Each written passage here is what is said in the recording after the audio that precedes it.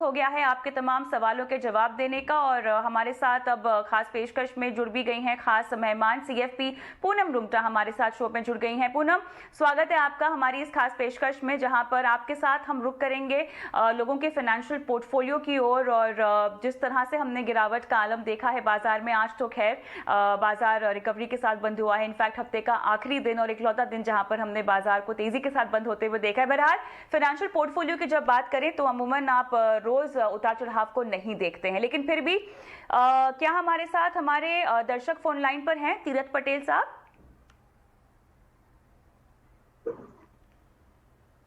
चलिए, तो वह हमारा फोन नहीं ले पा रहे हैं, लेकिन इनका सवाल हमारे पास है। पूनम, आपके साथ भी, आपके पास भी होंगे तमाम details. SBI small cap, SBI blue chip, SBI large and mid cap, SBI focus equity, Axis mid cap, Axis small cap, Axis blue chip, Parag Parikh flexi cap, HDFC large and mid cap, ICICI pru का blue chip है। बहुत सारे funds उन्होंने शामिल किए हैं। 10 साल बाद 2 करोड़ रुपए चाहिए इस निवेश से पूनम। और 4 फंड्स में कह रहे हैं कि एक मुश्त 50,000 रुपए भी इन्होंने डाले हुए हैं। और अब ये कह रहे हैं कि एसआईपी जो चल रही है वो सही है या नहीं है। इन्होंने जो लमसम डाल रखा है एचडीएफसी मल्टी कैप में डाल रखा है, और आईसीआईसीआई का बैलेंस एडवांटेज है, एसबीआई फोकस्ड है, और एसबीआई ब्लू चिप में इन्होंने लमसम डाला हुआ है। अब ये कह रहे हैं कि एक तो बाजार कब ऊपर जाएगा, निफ्टी 17,100 के लेवल पर कब जाएगा, ये इनका सवाल है।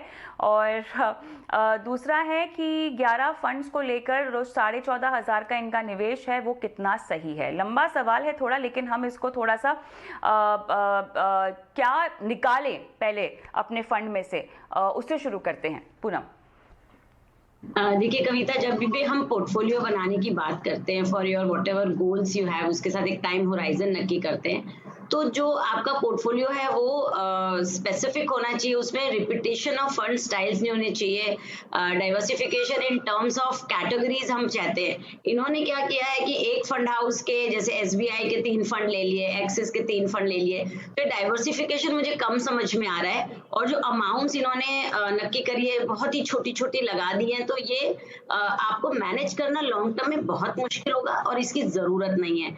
आपको करना ये है कि आप एक कंसोलिडेटेड पोर्टफोलियो बनाएं जिसमें 6 फंड हो, एक कैटेगरी का एक ही फंड हो, और हो सके तो एक फंड हाउस की एक ही स्कीम अपने पोर्टफोलियो में रखें।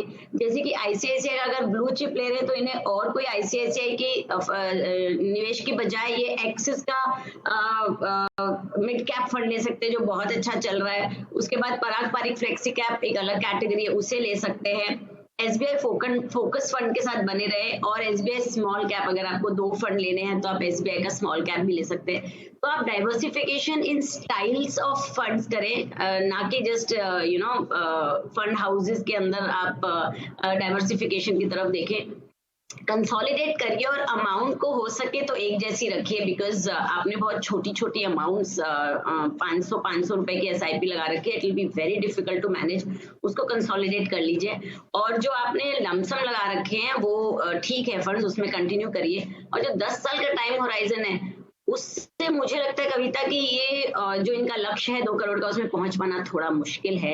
अगर ये हम 15% का भी रिटर्न देखते हैं अगले 10 साल में, तो इनका जो टोटल अमाउंट ये बना पाएंगे which will be around 42 to 45 lakhs। तो इन्हें करना क्या होगा कि इन्हें ग्रेजुअली अपने निवेश की रकम बढ़ानी होगी, और अगर वो नहीं कर सकते तो अपना जो टाइम होराइजन है जिसमें इन्हें पैसे की जरूरत है, जो गोल है इनका, उसको थोड़ा सा दूर ले जाना होगा। क्योंकि जैसे जैसे हम समय बढ़ाते हैं, लॉन्गर द पीरियड, उसकी कंपाउंडिंग जो बनती है उसकी वजह से अच्छा एक रकम आप इकट्ठा कर सकते हैं। तो या तो रकम बढ़ानी होगी या तो आपको टाइम बढ़ाना होगा, और जिस तरीके से डाइवर्सिफिकेशन आपने किया हुआ उसमें थोड़ा चेंज करना होगा, वो ही लेना है।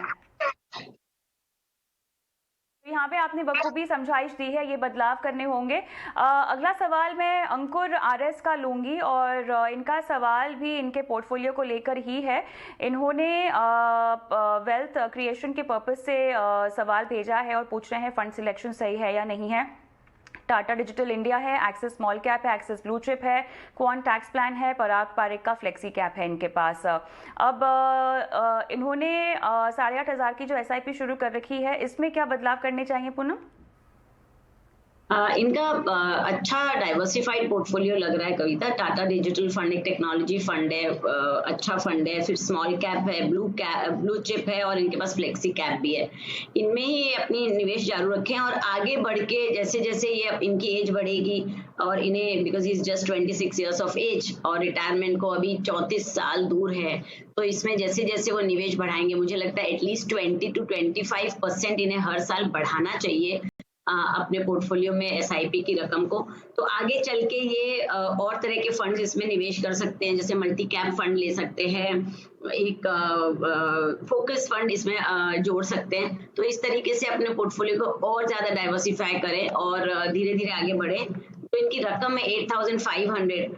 आप जैसे हम पिछले सवाल में बात कर रहे थे कंपाउंडिंग की, तो 8500 सिर्फ इतनी राशि से ये नेक्स्ट 34 इयर्स में 6 से 7 करोड़ बहुत आराम से बना सकते हैं with a very conservative return figure. तो जैसे जैसे आप निवेश का समय बढ़ाते हैं, मार्केट के उतार चढ़ाव को आप इग्नोर करते हैं और पेशेंटली बने रहते हैं, तो आप जरूर इस तरीके की रकम बना सकते हैं और अपने सारे गोल्स बहुत आराम से पूरे कर सकते हैं। ऑलराइट पूनम, बहुत बहुत धन्यवाद, आपने समय निकाला और हमारे व्यूअर्स की फाइनेंशियल पोर्टफोलियो को लेके क्वेरीज का जवाब दिया है। बहुत बहुत धन्यवाद आपका। और इसी के साथ बताएं दर्शकों को कि अगर आपको भी अपने सवाल हम तक पहुंचाने हैं तो नंबर आपकी स्क्रीन पे फ्लैश हो रहा है, ये वो व्हाट्सएप नंबर है जिसके जरिए आप अपने सवाल हम तक पहुँचा सकते हैं। और मैं नंबर एक बार आपको पढ़ देती हूँ, 9619873567, और इस नंबर पर आपको वीडियो के जरिए भी सवाल भेजने की आपको आपको मौका दिया जा रहा है, जहां पर अपने सवाल को आप वीडियो के रूप में शूट करेंगे और ये वीडियो हम टीवी पर दिखाएंगे और साथ ही वीडियो देखकर हमारे जो फाइनेंशियल एक्सपर्ट होंगे वो आपके सवालों के जवाब भी देंगे।